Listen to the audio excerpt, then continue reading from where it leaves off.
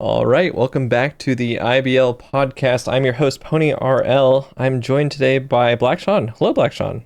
Hello. How are you doing today, Blackshaun?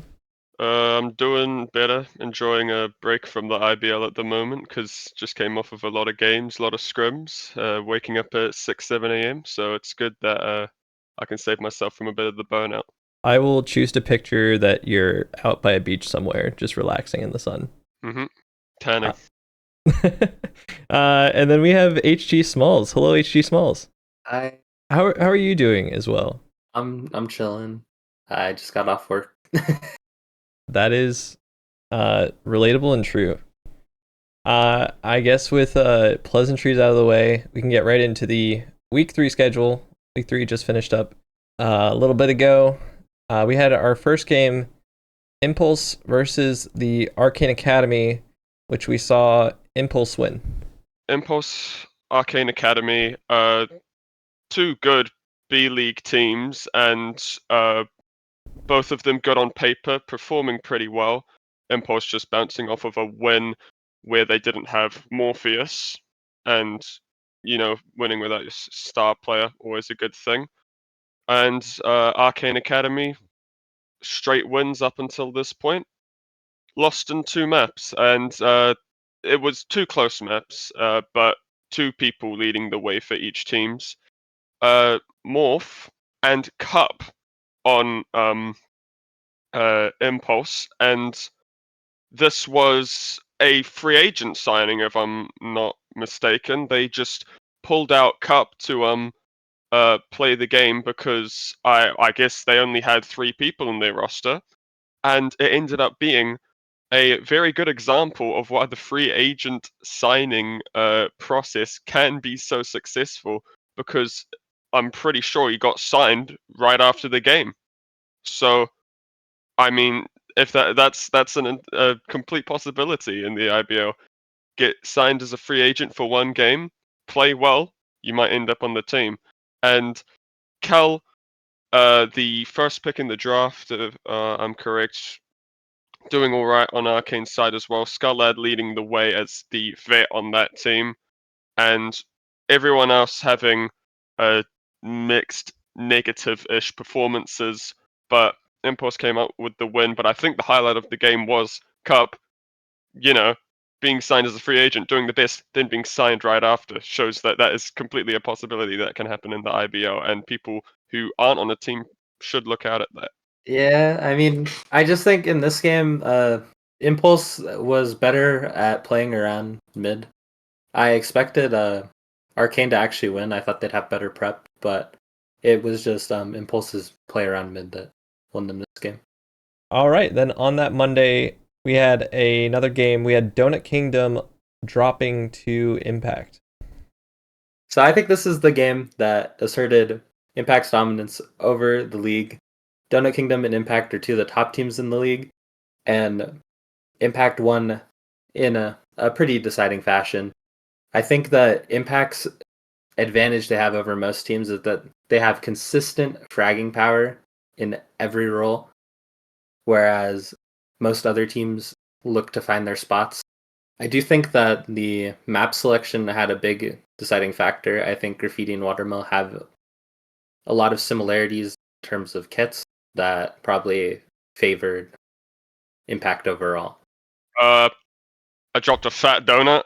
that was my takeaway from the game. I mean, I can make excuses if I want to, because double wood sword knockback map, but again, there's no excuses for dropping no kills. Yeah, they won map selection 100%, and I mean, we were number one in the power rankings. I'm sure we won't be anymore, but Impact are just showing that they're an incredible team as well, and you can't write off any team in anything. I shouldn't say writing off. I think it was 50-50 in the predictions anyways, but you know what I mean. Impact definitely deserved that win, 100%. Yeah, I've been very impressed by Revolvers moving up to A League. It was kind of one of those things where it was like a very, very good B League player going up to A League. It's been very cool to see how well they've been doing on this Impact team, not only fitting in but excelling. So that's been cool for me. I guess you could say our team's similar in that manner. We brought up Bamsey, and he's been doing fantastic as well. Right, exactly. All right, and then the last game on that Monday, we had Rat Tactics facing off against Ultraviolet.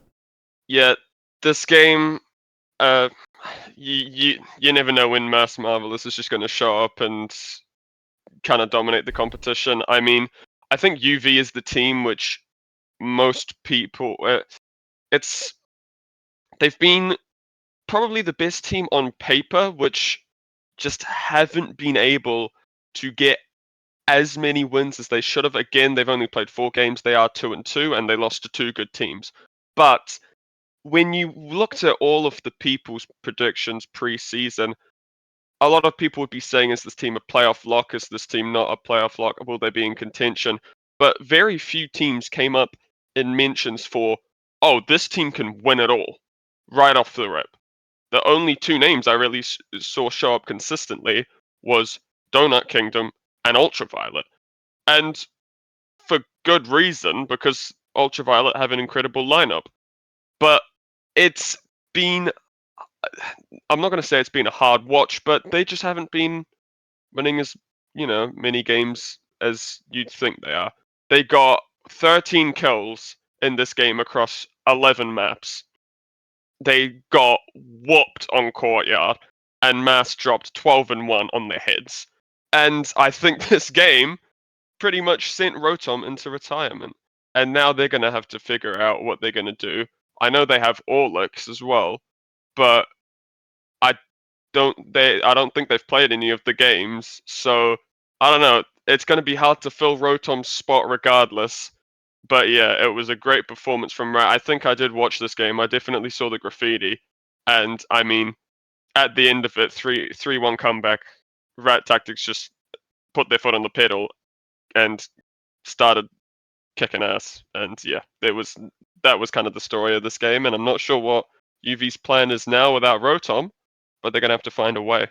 I know what UV's gonna plan. I won't leak anything, but I think it'll make them a more dynamic team overall. I think this is another case of bad map selection from UV. I think that Graffiti is like a map that doesn't fit their playstyle. And I feel like Watermill is also another map that doesn't fit their playstyle. So even if they made it to map 3, I think they're losing.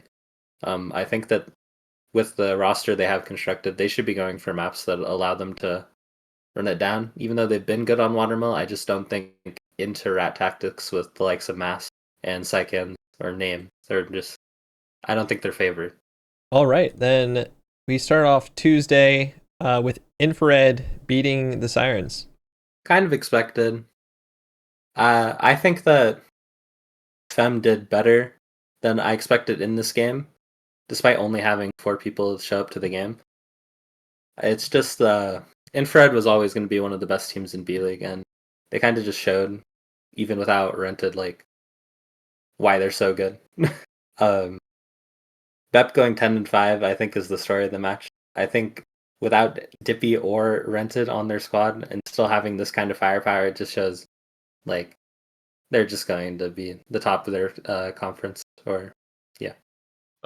When I'm looking at this game, I mean, Sirens, they've not been doing great. Everyone knows that at the moment, but I mean, I'm pretty sure they posted a team promo clip, and they lost 4-0 on Slay, and they were just having a good old laugh and a good old time. And I mean, I think that's a brilliant show of what like this team. They don't care if they lose; they're here for a good time. And I think a lot of people should be like that. Even so, when I'm looking at the Sirens here, Fixie dropped 4 kills in a map they lost in 4. Still a good showing. And I mean, I guess the question now is, the Sirens gonna try and get their shit together and try and win a game at some point? Because right now it's not looking like an upwards path, and I think we're going to get a little more into that some other point in this week. But yeah, it was a convincing win for Infrared, definitely.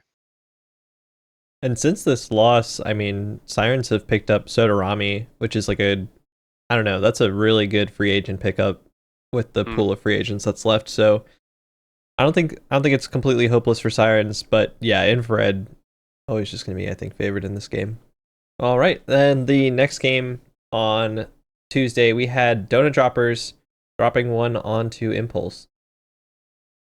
Yeah, admittedly, I was a bit of a poor owner here. I did kind of just sleep through this one, and it was 6 a.m. my time.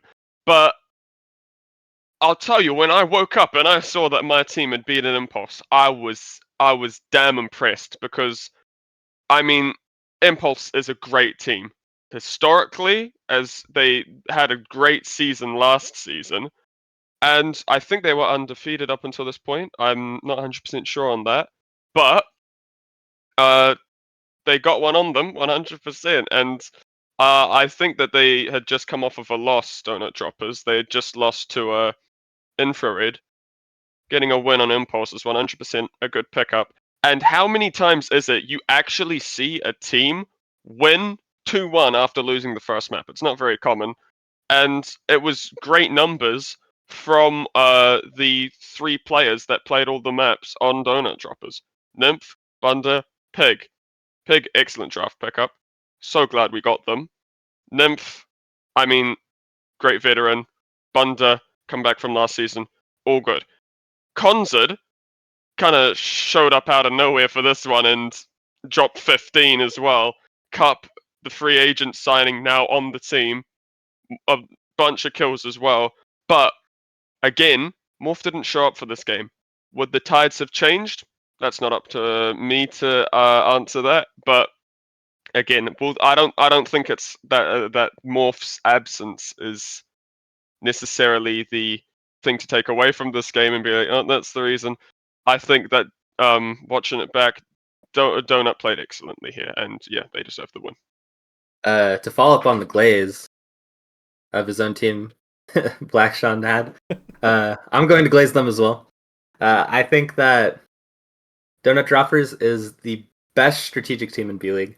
I think their idea around positioning and how to play around the map is the best I've like not ever seen, but best I've seen this season. And I think a lot of that has to do with Suit Snap. I think Suit is such a great strategic mind, even if he's like not doing the fragging, not putting himself in danger. I think that the way that he sees the game is so valuable and so good, especially when teaching new players like Pig how to play in the IBL. All right. And now that we have our donuts properly glazed, we can move on to Mousetrap taking their first loss of the season versus the Arcane Academy. Tough loss. I was expecting a closer fight between Arcane and Mousetrap. It was a game that I was very much looking forward to coming into this week. I think Mousetrap, since has figured out that Trenches isn't like one of their top 2 picks in terms of maps. They didn't pick it against us. Yeah, I just think Mousetrap started by picking one of their most familiar maps in Trenches, and I think that Graffiti was always going to be an arcane-sided map. I think their idea of playing around Graffiti mid is just super enhanced by having Kel, who I think Kel is actually probably one of the best range players in the league. And I think that having to pick up beat markers on short notice to play a map like Graffiti, I don't think helps them in the short term, but it could be a good long-term pick. All right, then moving right along, we got to Wednesday. We had Impulse dropping once again, this time to Sugar Rush. Yeah, Impulse versus Sugar Rush. My opinion here is I love the team of Party Animals and Sugar Rush. I'm gonna be honest. Like, those 2 teams, both for the A League and the B League, I think are the most slept on, at least from what I've seen. And they've definitely surprised me in scrims and games and in all metrics. I think that they've been playing great. They'll continue to play great. I think both teams will make playoffs. But I mean, this game they took out Impulse, and this time they had Morpheus, and Morpheus played great, but they still took home the win. Avalon, I don't know a lot about them. I didn't know they had a game like that. They were putting it on Impulse's heads, really. I think Avalon, number 1 in the game, Impulse had 2, 3, and 4. And when you can have one person who leads the way like that, I mean, that's just everything you want in a player, right?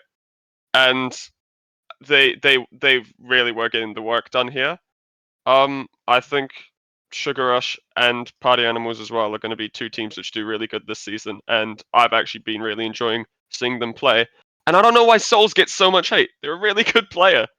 So, it's whatever. Yeah. Sugar Rush, good win here. Souls is a fraud. No, he's Okay. not. But I agree with Blackshaun. Coming into the season, Sugar Rush is a new franchise. They had a great roster construction. They picked up Avalon and a bunch of players who most other teams weren't actually looking for, but it makes I think they have great cohesion. I think the team has very great cohesion, and I think that accelerates them past the competition, especially early on. And I think that later in the season, they're just going to have to keep working with their strategic minds. I mean, they have Saru to keep their advantage, and I think that's their biggest strength. All right. Then the last game on Wednesday, we had Shot Glass defeating Eclipse. Eclipse makes me very sad, and I think a lot of their problems are that they don't have a great end-game leader. I don't think that they have a very coordinated plan going into a lot of the rounds, and I think that's something that Shot Glass has. Shot Glass has so much experience and very good IGLs like TBs and Tan.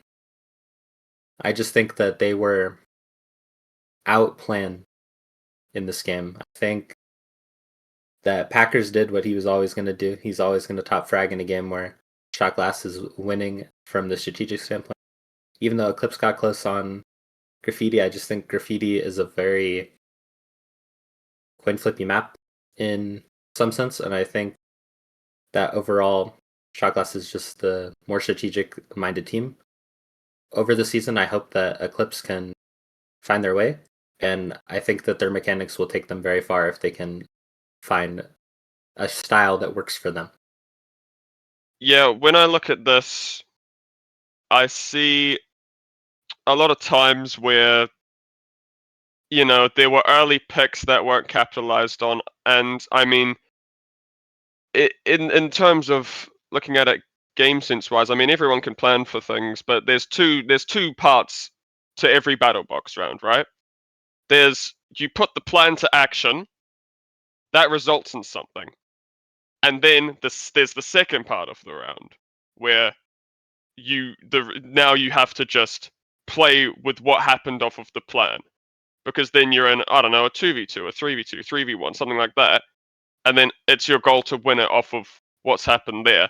And any team can plan for anything, but I think Shot Glass just outweigh Eclipse in the ability to play that last fight better, right? Because you can't plan for what's going to happen in that stage of the game, right? And there are so many times where, I mean, Eclipse got the first one, the first two, and then Shot Glass ended up winning the round because someone got a double kill or someone got a triple kill, things like that, right?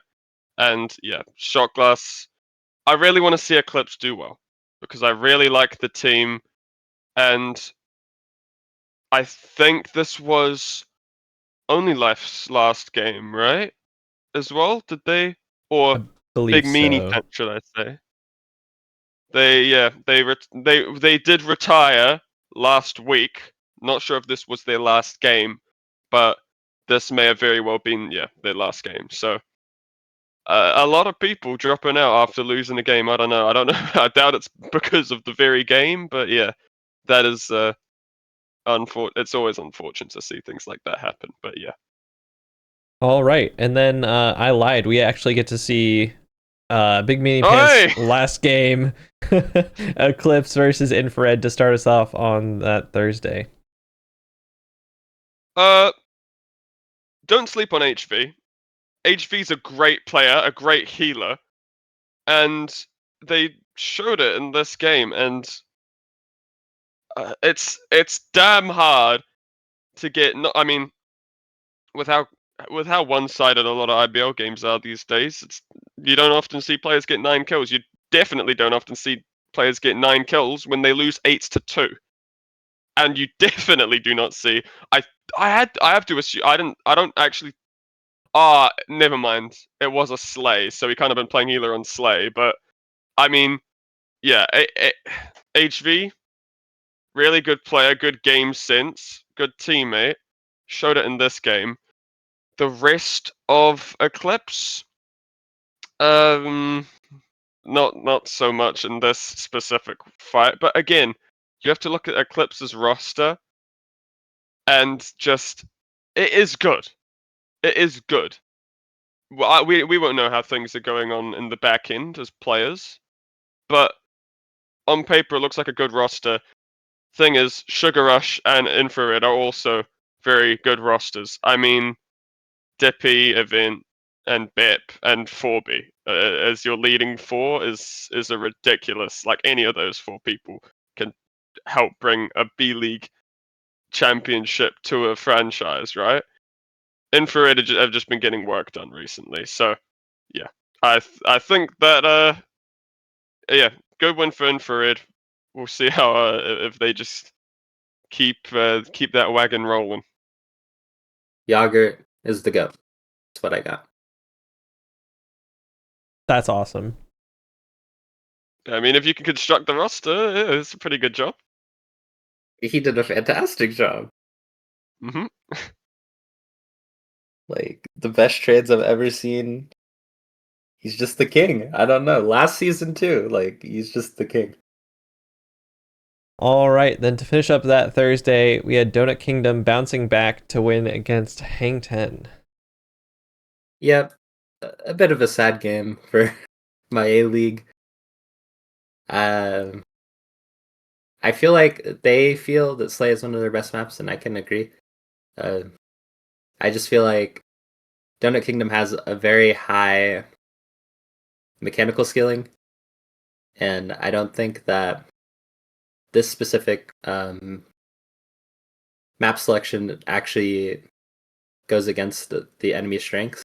Even if they are our own strengths, I think that sometimes you have to pick uncomfortable maps that give you some sort of breathing room into the enemy team, especially when they have 4 players that can all just run it down on you.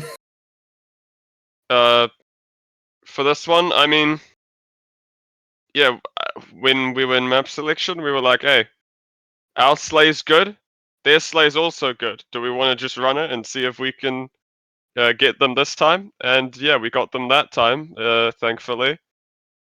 Courtyard, a little closer. And again, I didn't play a great game, but I mean that's the great thing about my team, right? When someone doesn't do great, we can fall back on the other people and rely on each other, right? Evie's had a great game. This wasn't the one where he got an ace, but he was dropping kills all over the place. He was on ace pace in round 1. That's what I'm remembering. And yeah, Duzum getting as many kills as the rest of their team combined. Ant 2 and 9. I think at this point we were still waiting to see Ant really go big in a game. That has happened now, but we're yet to get to that game, I'm sure. But yeah. All right. Then we had a long day of games on Friday. We started off with another Donut Kingdom game, this time defeating Riptide. This one I know for sure. Even though Donut Kingdom did play back-to-back games, I know for sure that these were on 2 different days because we had quite the I guess you could call it quite the scare when Bamsi's Wi-Fi provider was having a national outage or something ridiculous. So we thought we were going to have to play the whole game without him. And our B League was scrimming at the same time. We had to decide, hey, who of our 5 people are we going to bring up 2 of to see if we can get this game in the bag. And we chose Slay and Courtyard again. Slay was convincing again. Thank God for Pig. Pig did great on that map as well. Filled the role excellently. You love it when a player can just be told, hey, you're doing this and this, and then go and put the pen to paper, do good work. And yeah, I mean, Courtyard, well, in 7 again. Keep making it a bit too hard for ourselves. Brunted, I feel like I have to say it for him because I don't know if he's managed to get it out there yet. But he was on for another ace. He always talks about how he just can't get that ace in the IBL. I think he opened his escape menu or his inventory about 6 times in the middle of it. That's his excuse for that one, and then lost it on 2 HP and Deep got the ace. So there you go. But ended up taking the Courtyard again, and Brunted at 18 and 7. Yeah, great performance from him, and I'm glad we got that win when we had a little bit of a scare with our roster. So yeah. Yeah, Pig is an A-League player in disguise. Don't let him fool you. And Brunted is just, your roster's so crazy. Like, how is this legal? I don't know what to say. All right. Then next game we had on that Friday was Impact taking down yet another team. This time the victims Rat Tactics. Sad day for PonyRL. Absolutely. Rat You know it. getting 8-0'd by Impact.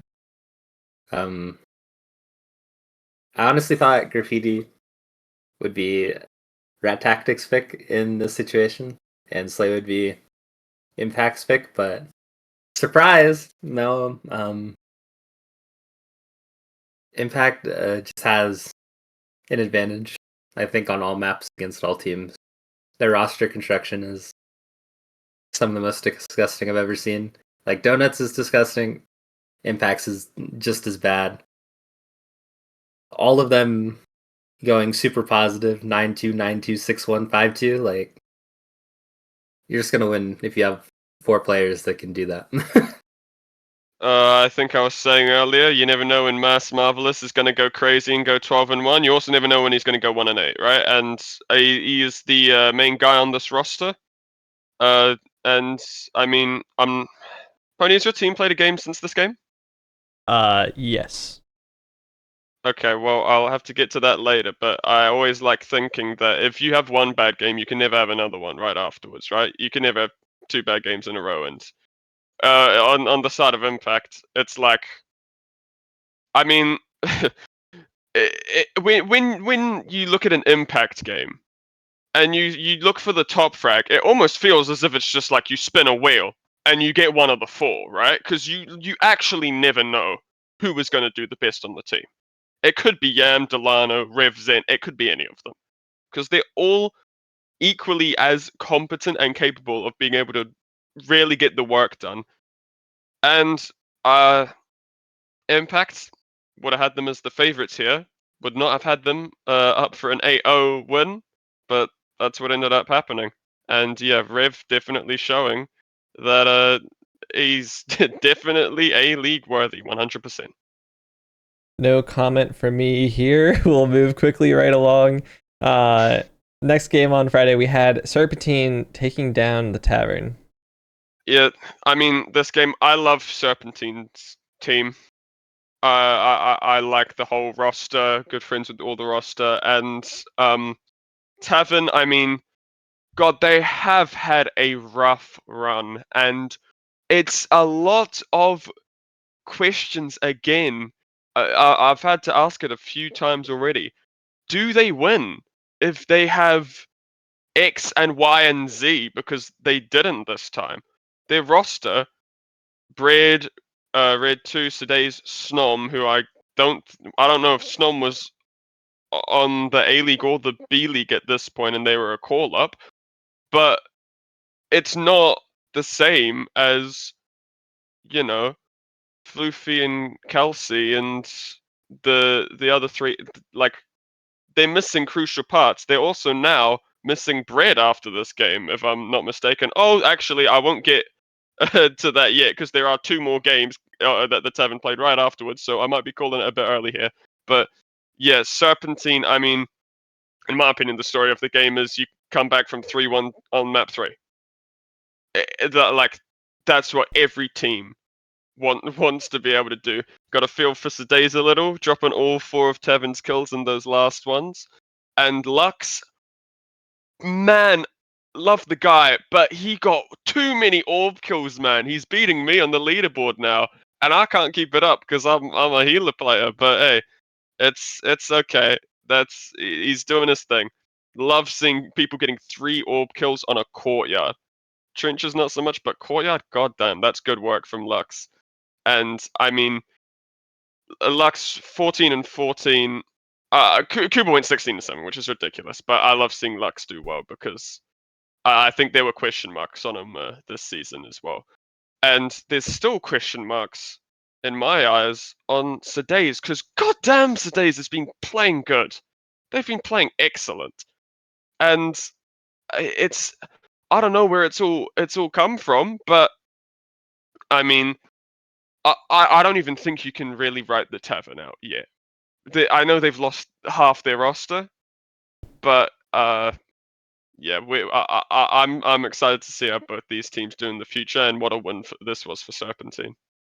Despite all the roster issues that Tavern have had, they brought it to map 3 round 7, and in that round 7, I think they made the right adjustment, playing a little bit slower, but unfortunately, it just ended up coming down to a little bit of execution, and the Serpentine had the upper hand in that final round.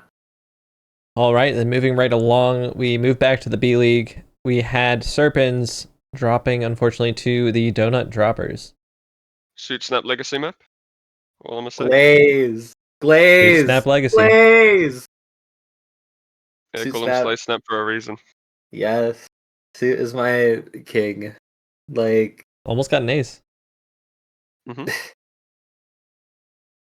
I don't know what to say about Donut Droppers on Slay.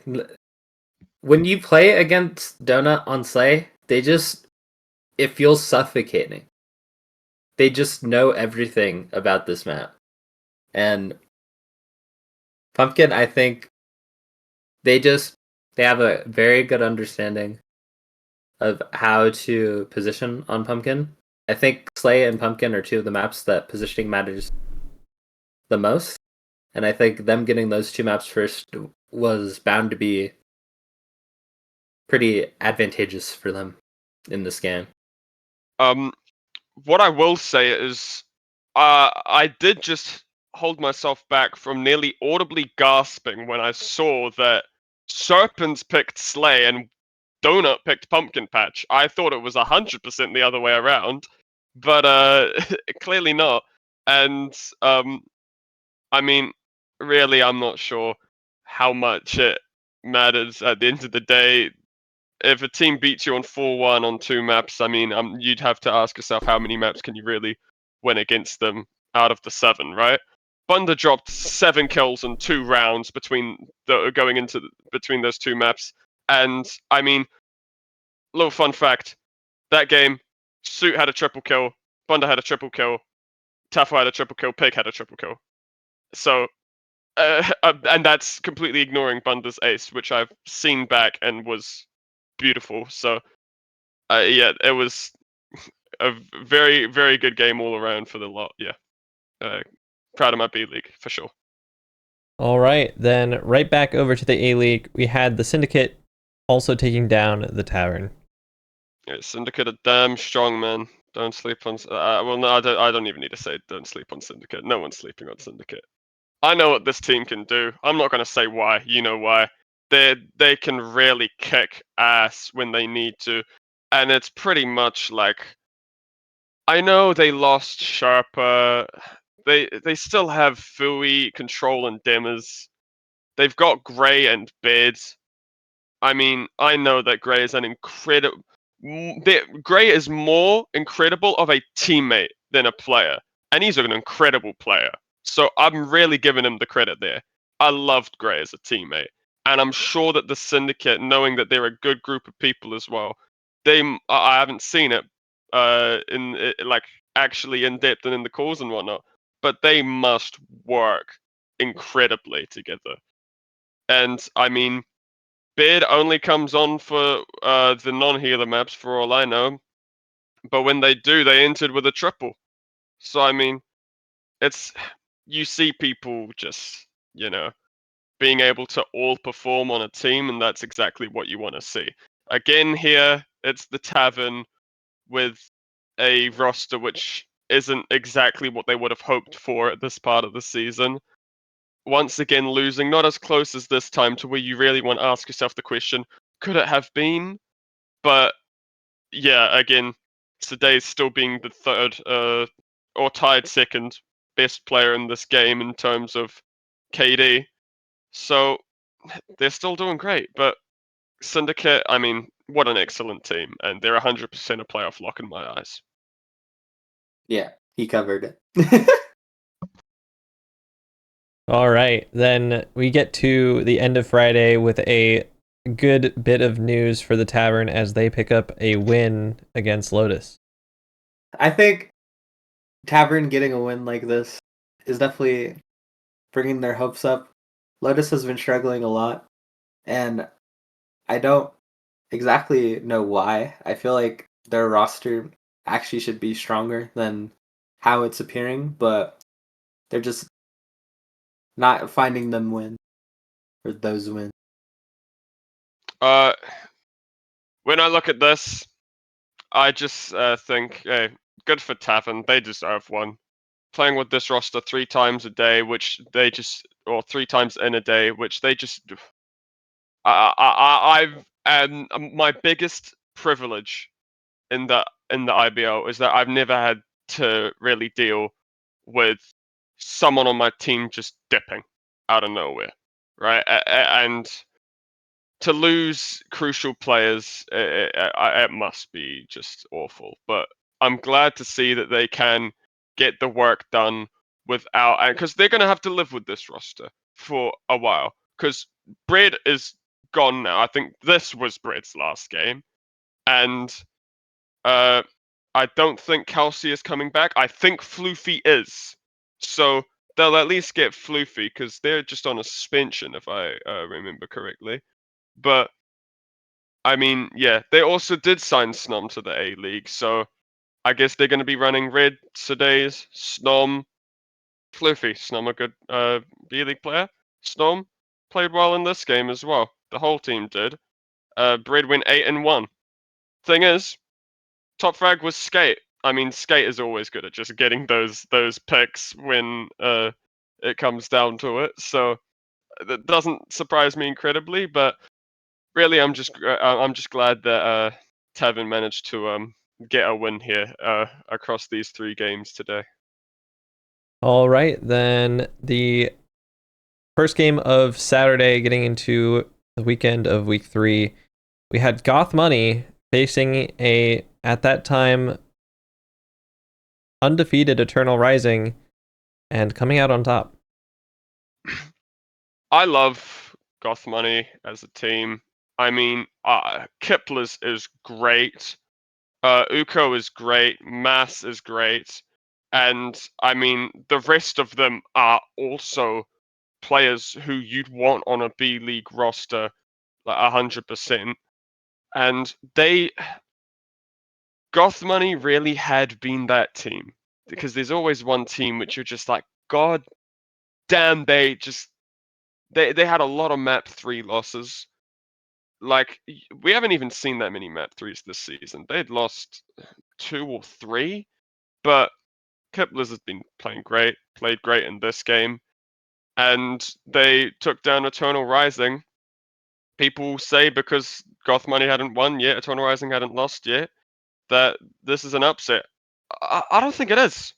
I think that Goth Money is an incredible B League team, and I think that really, I don't know if things are going bad behind the scenes. I'm sure they're not.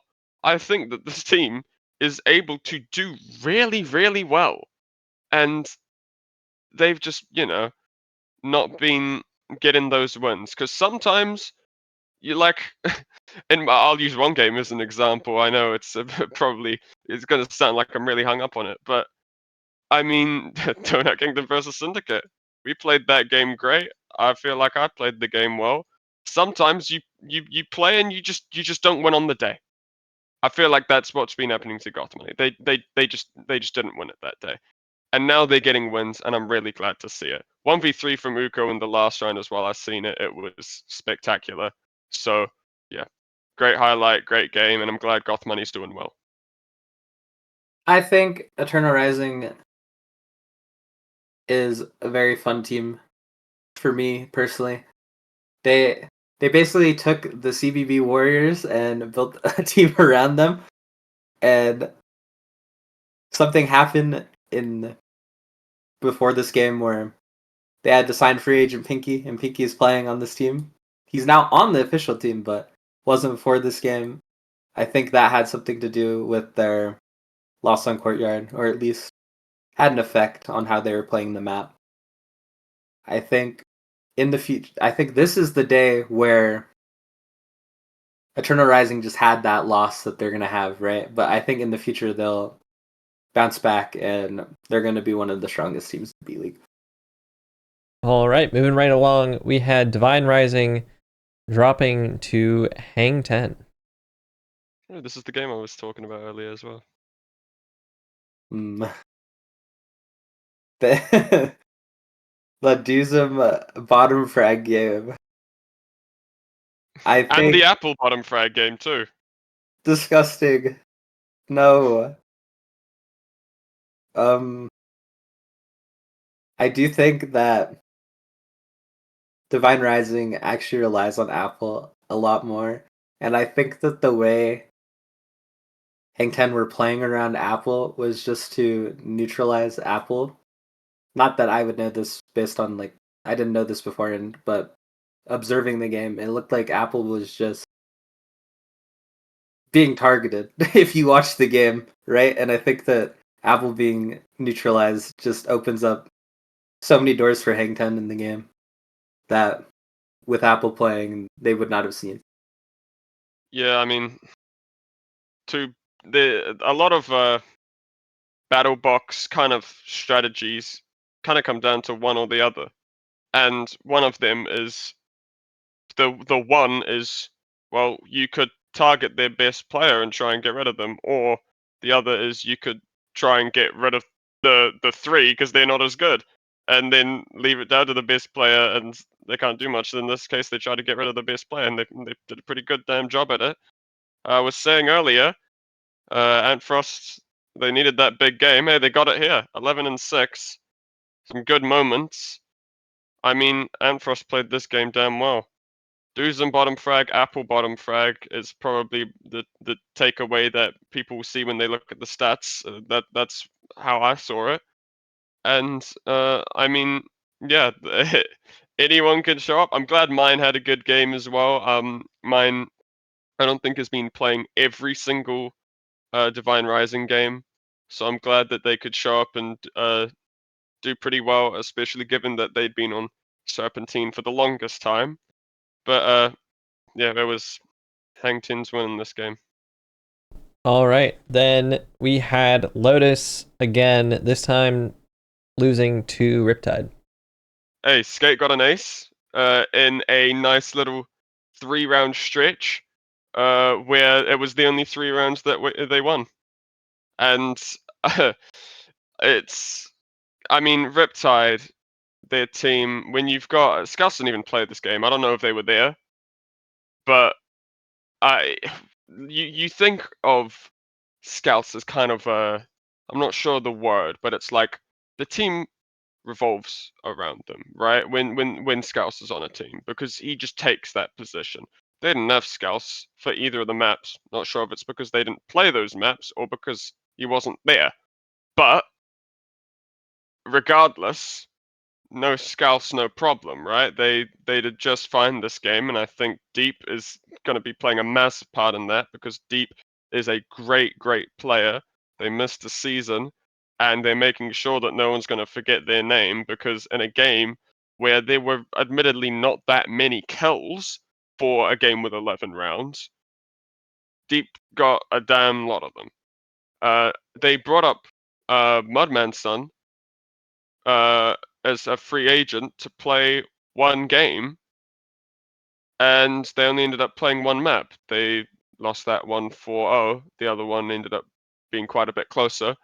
But yeah, a good game from Riptide without Scouse. Every single person on their team played great, went positive, and I think that's a big part about the way they play. Yeah. There's nothing to say about that game. It was gross. Yeah, it's for me. It's very cool to see some of these newer teams like Riptide and Party Animals doing so well with these new owners in the league. Riptide's just a very interesting and well balanced team, and I really hope that they go far this season because I really like watching them play. All right, then next game we had on our schedule we had Party Animals taking on Lotus. Love Party Animals, love the team. Well balanced team coming right up. Bigfoot, Shadow, Trapdoor, Ziz, all 7 kills. Ziz had one more death at 5, but I'm so sad Ziz is going out of town. Like, where's their healer? No. Do you want me to? Go I ahead. guess. I mean, yeah. Party Animals is an incredibly well balanced team. I didn't even know you were referring to the kills when you said it, because I was just like, yeah, they are a bloody well balanced team. They all got 7 kills. Yeah, it makes perfect sense. I mean, the team is great. I've seen their Slayer. They're great at Slayer. I've seen their Pumpkin. Great at Pumpkin. And I mean, I just really like the team. I'm glad to see Trapdoor doing well after taking a break, and because there's always that little bit of uncertainty. I was just talking about Deep. There's always that little bit of uncertainty when you take a little break and you come back. Trapdoor's been doing well. Ziz getting just as many kills as the rest of the team as a healer. You know, they must be bloody good if they're doing that, because I'll tell you one thing: our team does not have Elu's getting as many kills as the rest of the guys. Ziz, it's damn hard to do that. They went on a 6-kill stretch in 3 rounds on Pumpkin. So yeah, unlucky that they're losing them for the time being, but thank God that they have a 5-man that are, you know, all based around each other, and they can just bring in someone. Might not have a great healer for a while, but I think Party Animals will still find success without Ziz, 100%. Definitely no writing them out. All right, moving right along, we move back to the B League, where we had Serpens falling to Mousetrap. How Watermill was the most disgusting thing I've ever seen. They just ran it in 6 rounds in a row and just won the moshes because they were the more mechanical team. I think I was also the host during this game. Gort got an ace. That was very fun, but yeah, Watermill, it was just a masterclass in moshing by Mousetrap. Then we go into space. He doesn't lose top. He doesn't lose top. He just wins top every round. And then when Mousetrap was up 2 rounds and then decided to switch their strategy to then not have keys go up, and it started not working for them, and then keys went up again and they won. So I just think that they should send keys up every round. And they'll win. Yep. Keys ace at the end as well. Got ace in the middle of that Watermill. Nothing's better than an ace when you're getting ran down by a team and you just come back and mess them up instead. So, yeah. All right. Then the last game on that Saturday, we had Sugar Rush falling to the Giant Slayers Goth Money. Yep, love both teams. We got our 21 rounder pretty early in the season. And I'm glad we did, and I'm glad it was these 2 teams because, and again, I'm glad Goth Money won in the fashion that they did, because as I was just talking about them earlier, they had been losing those map 3s, and then they came back 3-1 down, after already being a map down to win the game 2-1 in a 21 rounder. And I mean, all the players in this game played pretty damn well. The only person lacking on the kill count in any fashion is Amushu, who played one map, right? But Hits Hunter had 14, Kipler's had 15. Kipler's consistently top fragging for that team, and Saru, Perhex, Avalon. I think Perhex is going to have a legacy game that we'll get to soon, but still doing good in these games. Saru's always going to get kills. It's Saru. It's the B League. It's like a perfect match. And yeah, in a game where I'm not sure if Valoof wasn't there, or they don't play many maps, or they didn't play Valoof, and Valoof is a damn good player as well. Uh, this game, I'm devastated I didn't end up watching it, but 21 rounder, and I'm not sure why, but there's a hit by orb stat in here as well. Hit's got a kill with the method hit by orb in here as well. I think Suit was having a little bit of fun with the stat sheet, but yeah, I'm glad we got our 21 rounder and Goth money. I'm just glad to see them winning. I'm actually just looking at it. That's insane. We've already had a 21 rounder between Infrared and Thunder. 2 21 rounders in week 3 now. That's insane. Is there another one coming up, or was there already one? No, there was one in week 1 or 2 between Infrared and Thunder. Oh, there you go then. I'm so out of touch with the IBL these days. Hey, second 21 rounder. Hey, you can never have too many. That's for sure. All right. Then the first game of the last day of week 3, we had Hang plus 10 versus Mousetrap. No, the voices. We can skip this one. All right, next on our... wait, what are you doing? Hang plus 10. They're just shit. Like, they don't understand how to take space on Pumpkin's Patch or Spaceship, and they need to improve. Whoa, okay, don't go. This isn't the time to go flaming your team, okay? Hey, I'm blaming myself, bro. You guys said nice words. Hey, I'm the IGL. I did not come up with a good enough strategy to enhance my team's chances of winning. However, Mashup did play. They adapted very well. Our 2-2 strat on Pumpkin was completely countered once they started playing more passively. I think that we did not adapt in the Pumpkin Patch game. In the Spaceship game, they went up 3-1.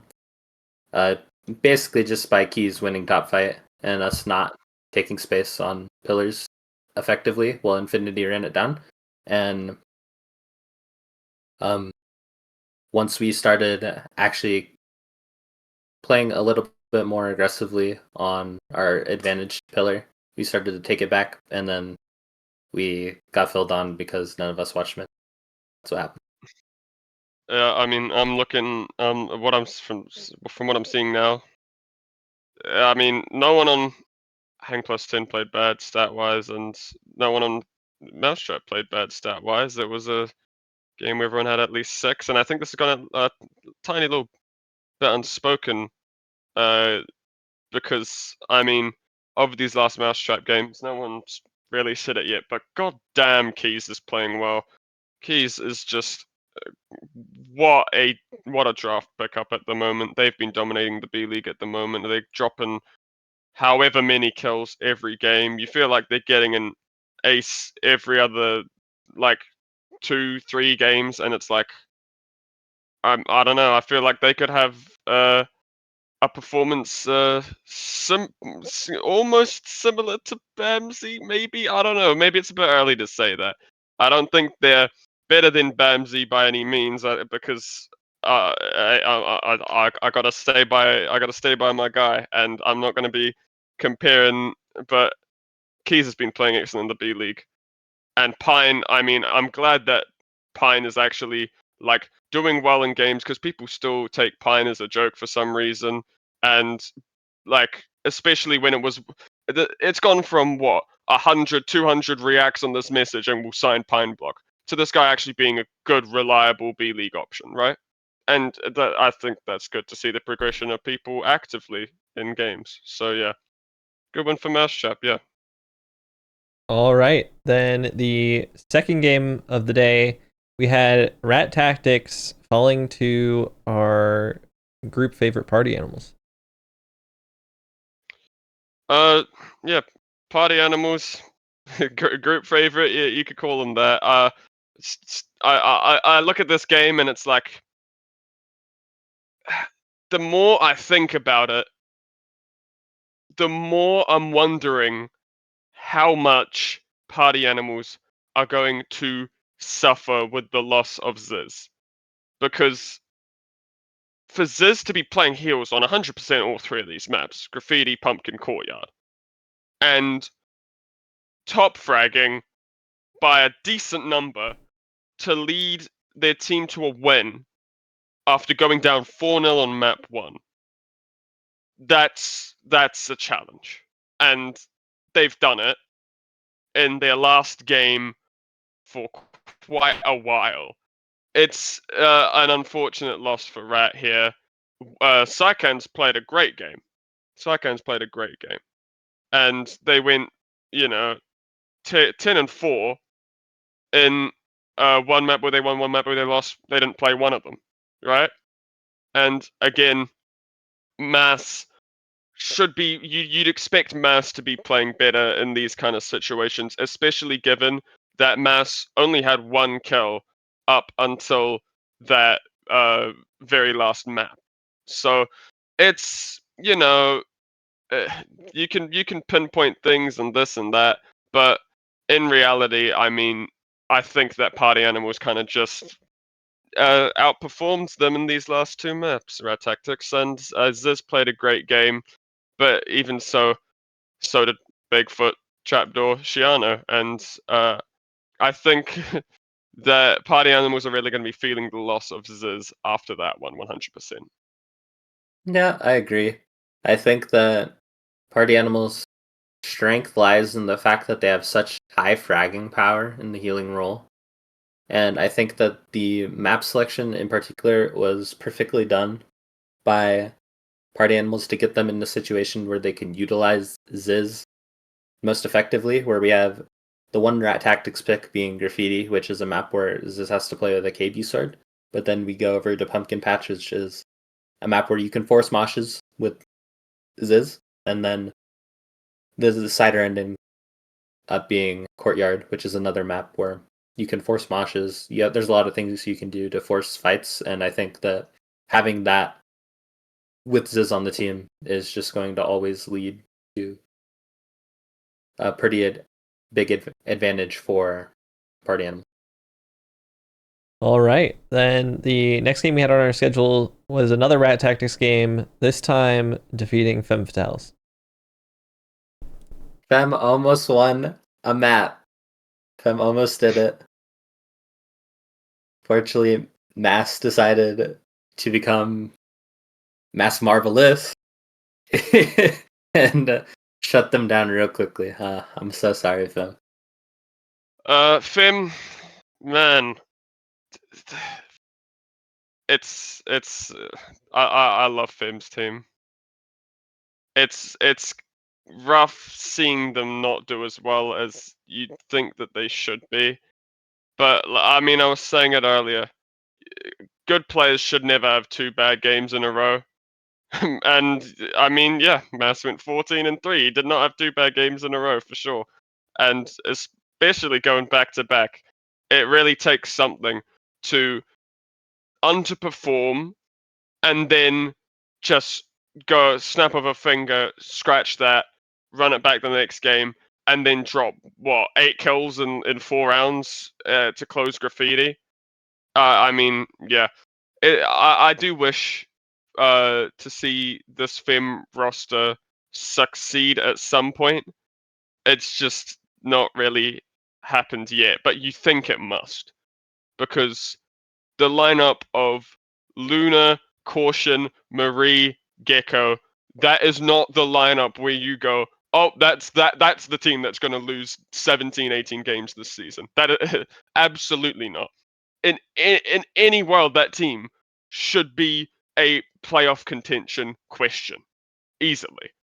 And again, it's always hard to tell with teams when you don't know what's going on in the back end, what teams are happy, what teams are not.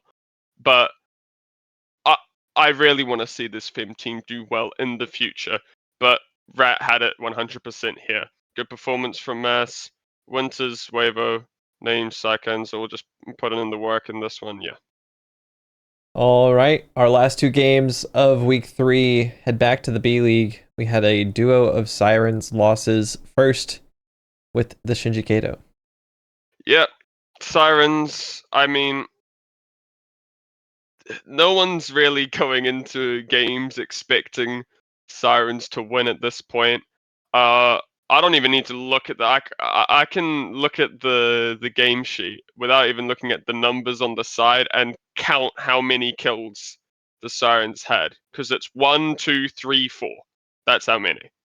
And you never want to see that with teams, even if they're just playing to have fun, which I know they must be. It's a great group of friends and a roster, but especially after picking up Soda, you'd have to hope that they can pick things up a little. And that didn't happen here, but Shinji is an incredible team, regardless. Derpold went 12-0. I mean, no one should ever be going 12-0. Derpold went 12-0, Dino went 10-2, MC Hunt 7-0, and yeah, it was. I really want to see Sirens like really put in the work at some point now that they have Soda, because I think that they. I don't know the behind the scenes on the whole thing, but if I assume that I want Soda to be able to join a team in the IBL with at least the intentions of winning something, and not just going onto a team and losing all their games, because I don't know at what point it really becomes not fun anymore. But I know all the people on the Sirens roster. They've got to win one. They've got to win one, and I'm sure they will. I'm sure they should win more than one. It's just a matter of time. Then Sirens have a little bit of joy, although against another difficult opponent, Sirens falling to Sugar Rush. This was the Soda coming in and almost taking over that last map. Got an ace.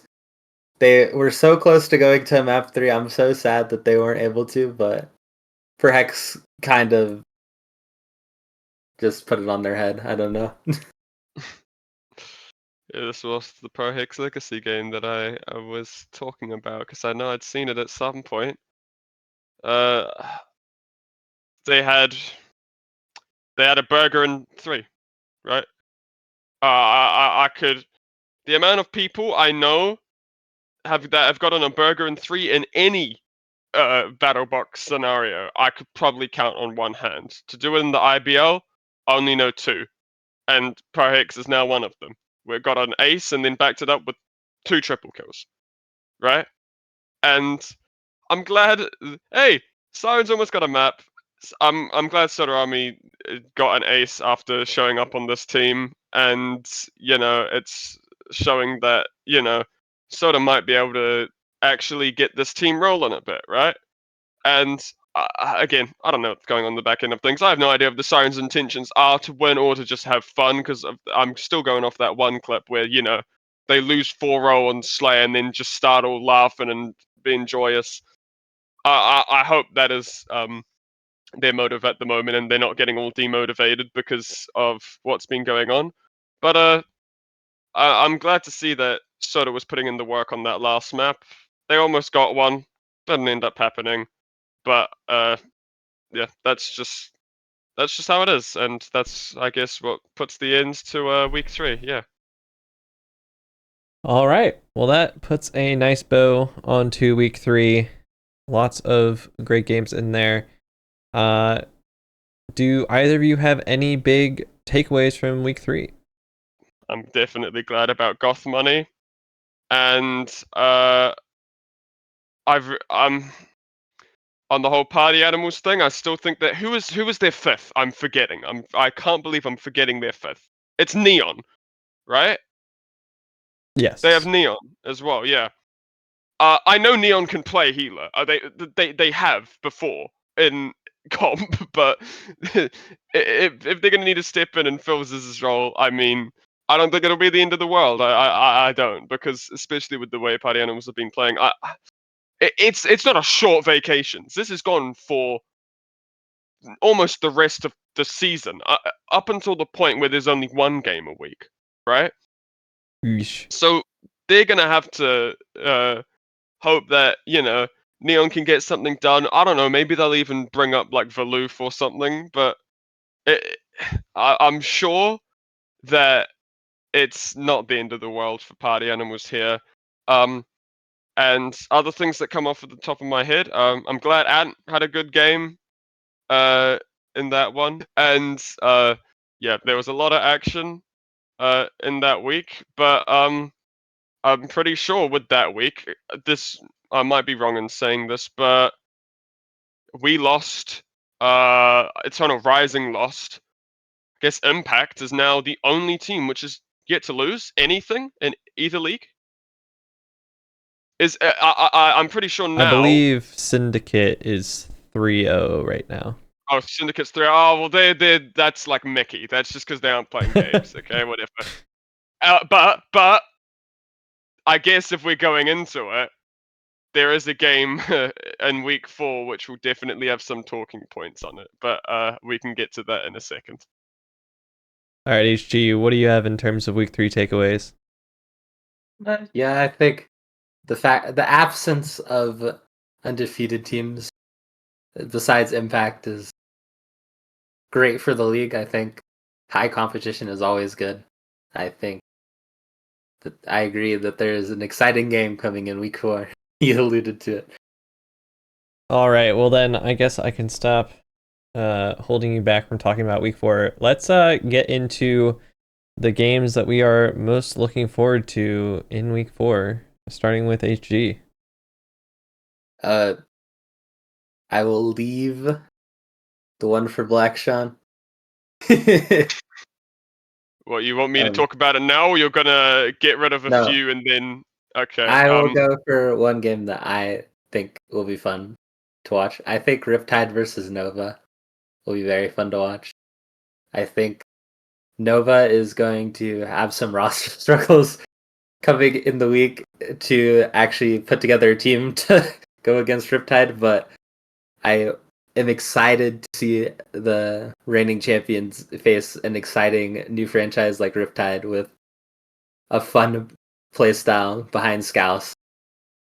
Yeah. Okay. I'll piggyback off of that first. Yeah. I think Nova. There's some questions around them. I don't know what they're gonna do. I know 100% what they should do. They should bring up HV. 100% they should bring up HV. If they can run the 3 that got them, well, they're still missing Gizzy, but they still have 3 players off of their championship roster, and they can bring HV into the mix. And HV is not Gizzy, and I don't think HV can exactly replicate Gizzy, but he is good enough to do a damn good job at it. I'll tell you that.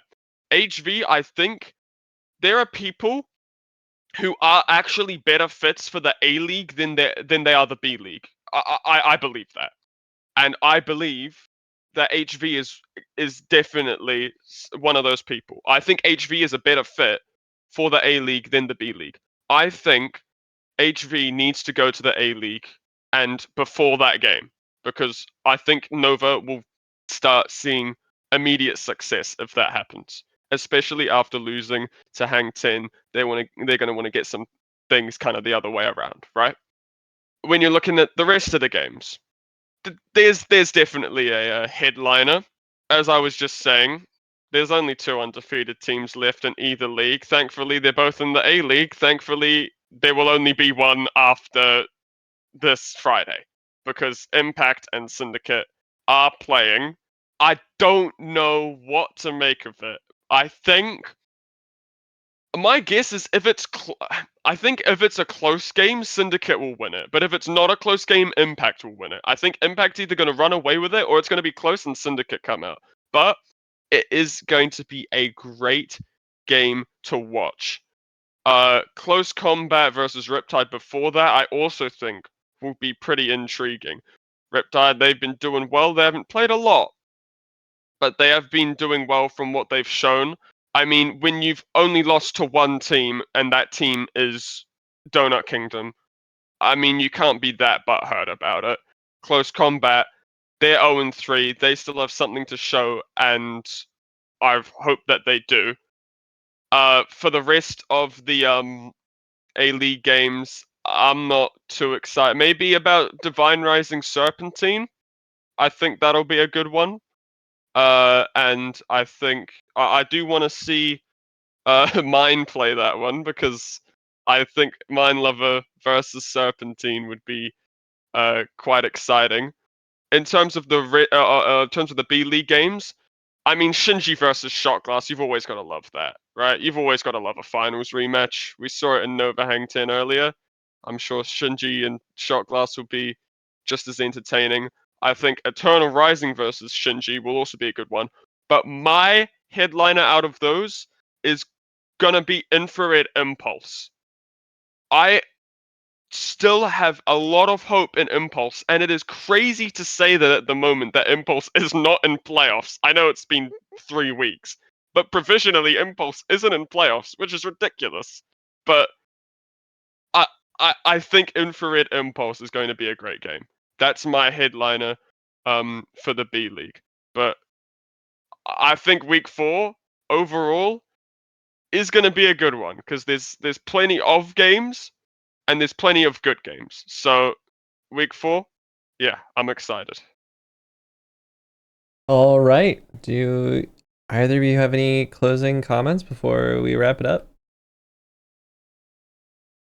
Thank you for letting me be here and do this. Let's go glazed donuts. Oh, it is. Thank you both for joining me. I guess that'll do it for this episode of the IBL podcast.